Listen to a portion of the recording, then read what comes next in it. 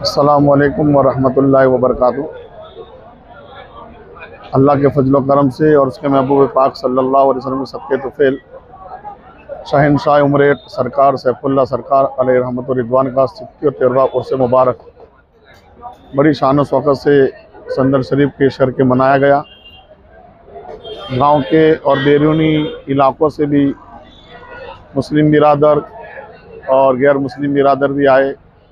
तमाम ने अपनी तमन्नाओं को सरकार की बारगाह में पेश किया और सुना है जो मुराद लेकर यहाँ आता है अल्लाह ताला इनके सबके तुफ़ैल में उसकी मुरादों को पूरा फरमाता है। तो बेशुमार लोग यहाँ पर आए। पूरे हिंदुस्तान और वतन के लिए भी दुआएं की गई और सबके लिए अमन व सलामती की दुआएं की गई। बस दुआ करते अल्लाह ताला हिंदुस्तान को हर बुरी नज़र से महफूज रखे और यहाँ की आवाम को आपस में मिलजुल कर रहने की तौफीक अता फरमाए। अस्सलामु अलैकुम वरहमतुल्लाहि वबरकातुहू।